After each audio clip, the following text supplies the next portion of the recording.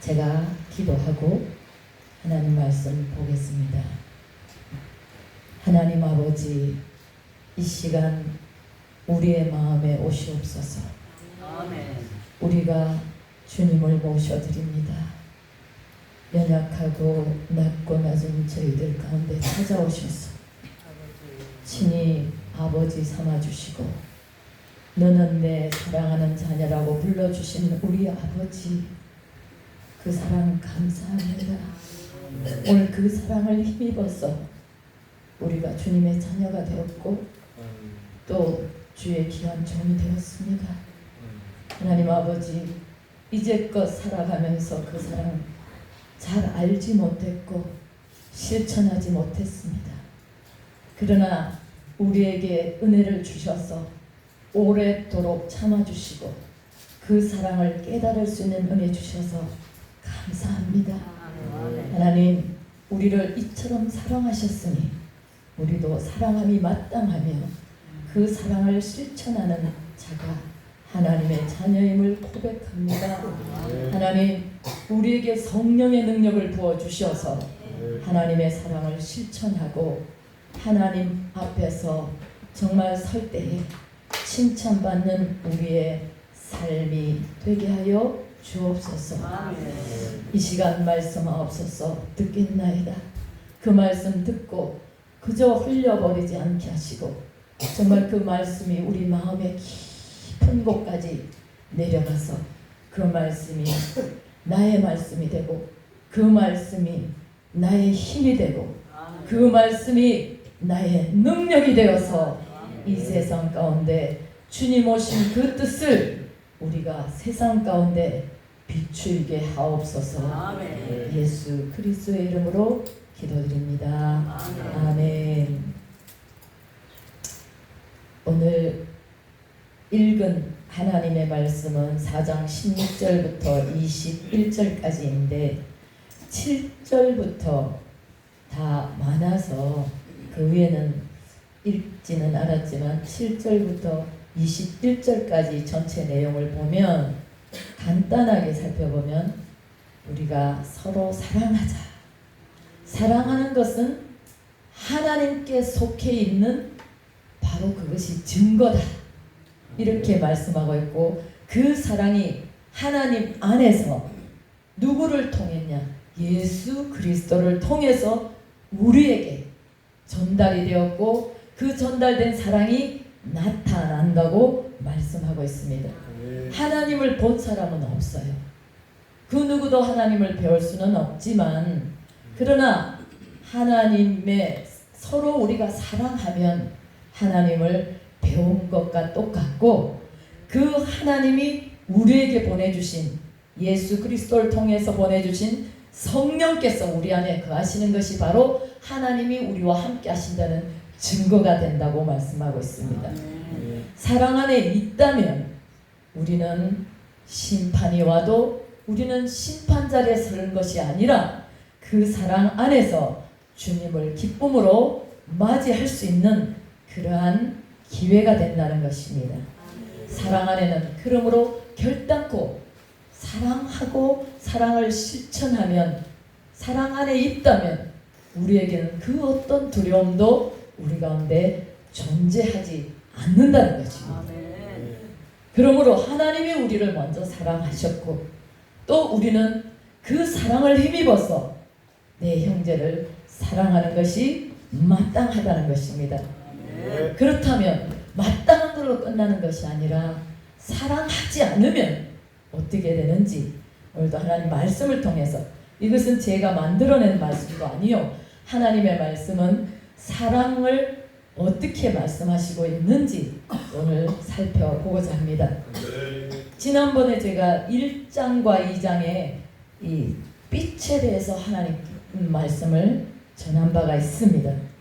하나님은 빛이십니다. 그리고 하나님의 근본은 빛과 사랑과 생명인 것입니다. 하나님이라 하면 빛이 반드시 있으시고 하나님이시라 하면 사랑이 충분하시고 또한 그 사랑의 자체이시고 또한 우리에게 생명이시라는 것입니다. 그 중에 오늘은 사랑을 살펴보는 것이죠. 그래서 1장에서 2장을 지난번에 살펴봤는데 잠깐 지나가다 보면 빛이신 하나님은 함께하는, 빛이신 하나님이 우리와 함께한다는 증거가 무엇이냐면, 첫째, 우리의 죄가 정리되는 것입니다. 하나님의 빛이 우리에게 임한다는 것, 우리가 그 빛을 받고 있다는 것은 우리의 죄가 하나님 앞에서 모두 깨끗이 용서받았다는 것입니다.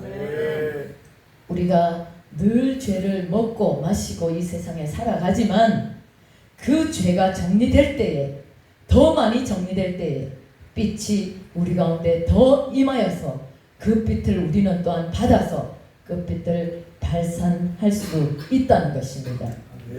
빛이 내 안에 들어오면 그 빛이 내 안에 들어오는 통로가 바로 예수 그리스도를 통해서라는 것입니다. 1장 7절에 우리 요한일서 1장 7절에 보면 저가 빛 가운데 계신 것 같이 우리도 빛 가운데 행하면 우리가 서로 사귀는 사이라는 거예요. 하나님과 사귄다면 우리는 끝이잖아요. 아까도 대표회장님께서 말씀하셨지만 하나님이 나와 함께 하시면 끝나는 거예요. 더 이상 더 바랄 게 없는 거예요. 그 안에 있는 은사도 있고 그 안에 있는 모든 축복도 있고 그 안에 있는 모든 능력이 다 아버지의 것이기 때문에 우리가 그 안에 사귄다면 아버지에게 우리가 선물로 다 이미 받을 수 있다는 것입니다. 그래서 우리가 빛 가운데 계신 여러분 역시도 예수 안에서 우리 서로 사귀고 하나님과 우리가 사귄다면 우리는 이미 빛 가운데 계신 여러분과 저는 예수님 마음에 모시고 예수님을 통해서 또한 성도가 사귀고 성도와 하나님과의 사귐을 통해서 이미 이 세상 가운데 우리는 빛을 비추이고 있는 줄로 믿습니다. 그렇다면 오늘은 3장과 4장을 살펴볼 텐데 3장과 4장은 사랑이신 하나님을 만나서 사랑하는 자녀로서의 삶을 어떻게 살아갈 것인가를 아주 상세히 말씀하고 있습니다. 3장과 4장에서는 하나님과 성도 간의 사랑의 관계를 먼저 말합니다. 죄악을 회개함으로 하나님이 내게 오셔서 빛을 비추시어 빛의 자녀가 되었습니다. 그렇다면 그 빛으로 사랑의 삶을 살아내야 하는 것입니다. 그야말로 빛은 우리의 죄가 용서되어서 빛이 자연적으로 우리 가운데 임하셨다면 이제 우리는 그 빛을 받은 우리로서는 몸으로, 마음으로, 힘으로 어떤 노력을 해서라도 그 사랑의 그 살아냄으로 인해서 사랑을 실천해내야 된다는 것입니다. 왜냐하면 하나님의 속성이 사랑이시기 때문입니다. 하나님 이러면 사랑이십니다. 하나님 이러면 빛이십니다. 하나님 이러면 생명이신 것입니다. 하나님이라고 하면 빛과 사랑과 생명을 떼고는 말씀할 수 없는 분이십니다. 오늘은 빛의 자녀가 된 우리가 사랑을 그러면 어떻게 나타낼까 한번 말씀을 통해 알아보려 합니다. 바울이 쓴 고린도전서 13장에는 15가지의 사랑의 특성이 나와요. 2가지는 해야 돼. 그리고 13가지는 하지 말아야 돼. 그래서 사랑은 이런 것이다. 사랑이 가지고 있는 아주 특징적인 것을 오래 참고 온유하고 그 다음에 않고가 13가지가 나오는데 시기치 않고 자랑하지 않고 교만하지 않고 무례히 행치 않고 자신의 유익을 구하지 않고 악한 것을 생각지 않고 불의를 기뻐하지 않고 진리와 함께 기뻐하고 모든 것을 참으며 모든 것을 믿으며 모든 것을 바라며 모든 것을 견뎌야 된다. 그것이 사랑의 특성이라면 두 번째로 오늘 제2의 사랑자랑이라고 불리는 이 요한 1서 3장과 4장은 이 사랑의 실천뿐만 아니라 사랑은 기독교의 본질이라고 요한은 말하고 있습니다. 사랑을 빼면 기독교가 존재할 수가 없는 것입니다. 사랑이 없으면 결론적으로 우리는 기독교인이 아니다. 그러니까 얼마나 무서운 말인지 몰라요. 사랑이 없다면 오늘 나는 예수쟁이가 아니라는 거예요. 제가 이 말씀을 깨닫고 나니까 정말 나라는 존재가 뭔데 하나님께서 이렇게 사랑하시고 그 어떤 죄도 우리는 용서받았는데 그렇다면 나에게 어떤 사람이라도 우리는 용서하고 사랑할 수밖에 없다는 것을 제가 깊이 깨달았습니다. 먼저 하나님과 성도는 아버지와 그의 자녀인 관계예요. 그래서 3장 1절에도 자녀들아, 2절에도 자녀들아, 또 10절에도 자녀들아, 하나님의 자녀가 행해야 될 것들을 요한 사도는 말하고 있습니다. 자녀라 하면 우리가 잘 알잖아요. 지위나 신분이나 법적인 관계를 나타내는데 출생의 기원을 본질적으로 그의 부모와 하나됨을 강조하는 거예요. 바울 사도는 이 자녀를 양자로 표현했습니다. 그래서 헬라어로 휘오스라고 해서 양자되었다 이렇게 표현한다면 오늘 요한 사도는 그것보다 조금 더 강력하게 테크나라고 헬라어로 말합니다.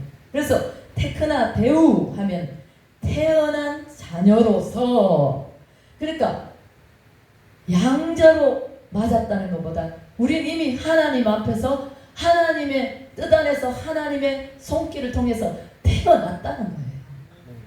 그러니까 영어로는 children of God, 하나님으로부터 태어난 자, 이렇게 말을 할 수가 있는 것이죠. 그러니까 하나님의 자녀들이라고 말할 수 있죠. 이것은 예수 그리스도의 대속하심으로 하나님의 자녀가 된 성도가 하나님의 본질인 사랑을 그의 삶 속에서 실천해야 함을 아주 강조하고 있는 것입니다. 자식은 부모의 속성을 담잖아요. 우리의 자녀들이 나를 닮지 않았으면 하는 그런 부분도 자녀는 여지없이 담더라고요. 성격도, 외모도, 또 식성도, 습성도, 습관도 담더라는 거예요. 우리는 죄의 종이 되었던 우리가 주 예수 그리스도와 함께 나는 죽고 그리스도와 함께 태어났습니다. 누구의 자녀로? 하나님의 자녀로.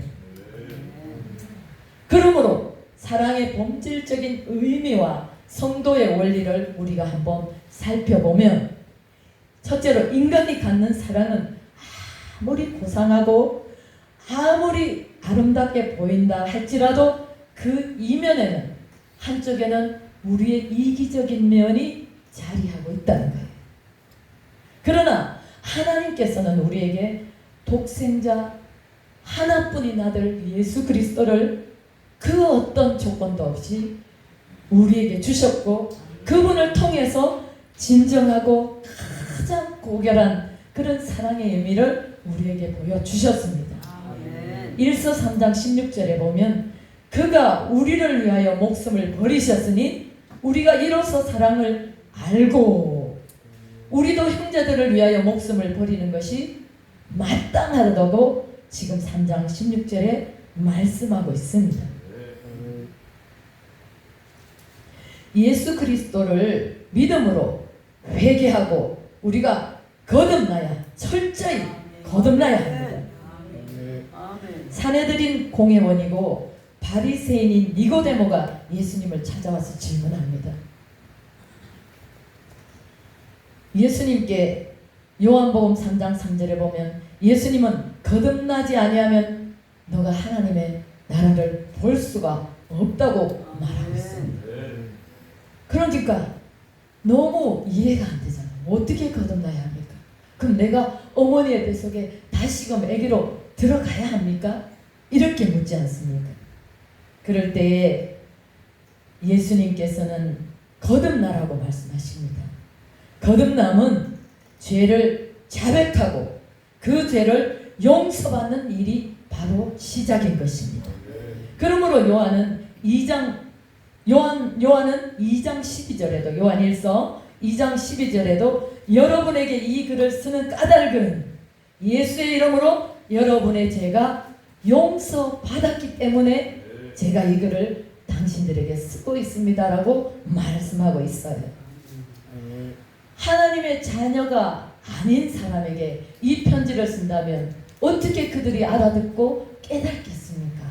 하나님의 자녀된 요한을 통해서 말씀을 듣고 하나님의 말씀을 깨달았던 자, 그리고 그들이 함께 예수 그리스도가 십자가에 못 박힌 것을 보았고 또한 그분이 다시 살아나신 것을 보았고 다시 하늘로 승천하신 것을 본 그들에게 이렇게 담대히 말할 수 있는 것이지요.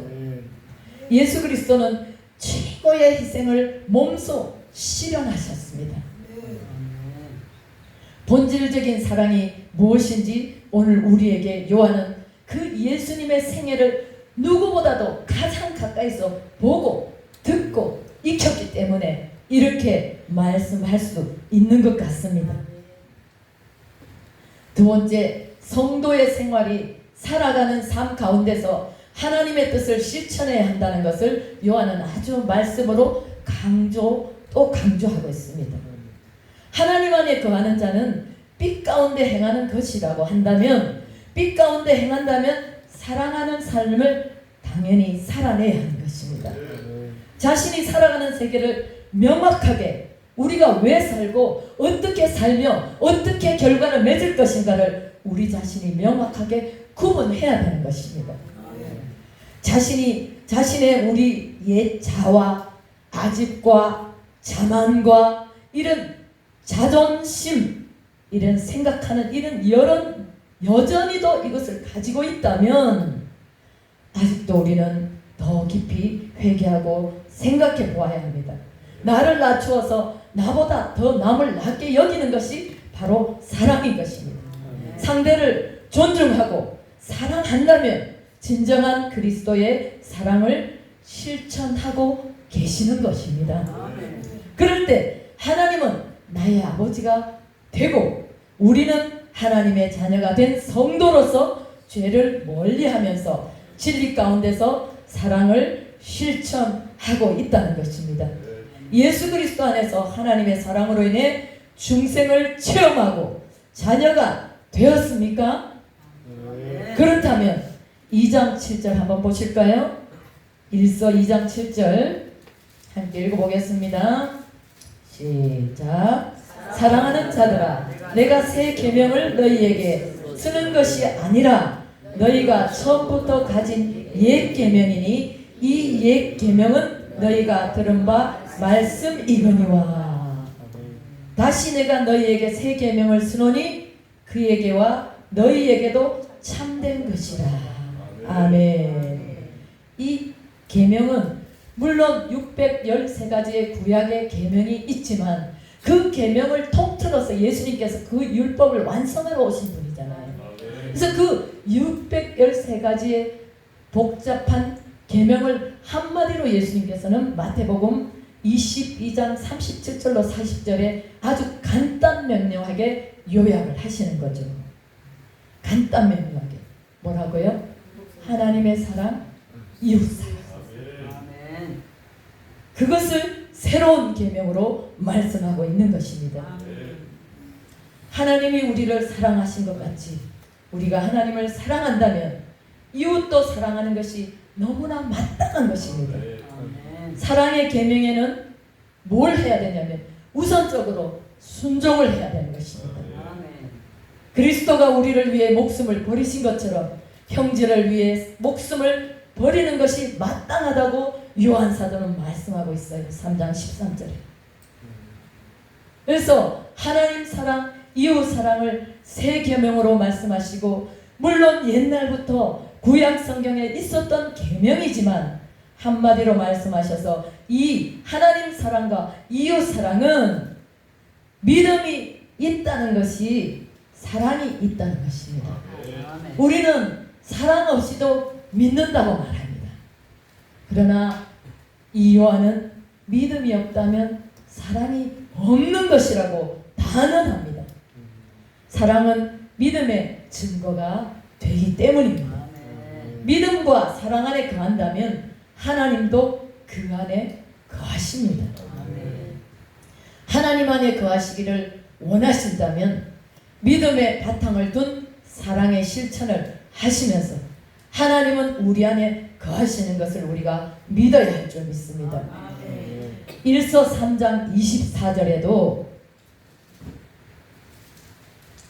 3장 24절에 그의 계명을 지키는 자는 주 안에 거하고 주는 그 안에 거하시나니 우리에게 주신 성령으로 말미암아 그가 우리 안에 거하신다고 말씀하십니다. 성령은 그리스도인이 주 안에 거하고 주가 그리스도 안에 거하시는 줄을 우리가 아느니라고 하셨습니다. 그렇다면 그리스도인이 어떻게 하여야 사랑 안에 온전히 거할 수 있을까요? 인간으로는 도무지 불가능합니다. 그러나 주님이 가시면서 요한복음 14장에도 수없이 성령을 말씀하셨잖아요. 보혜사 성령을 내가 너에게 보내겠다. 내가 가면 그가 너에게로 올 것이다.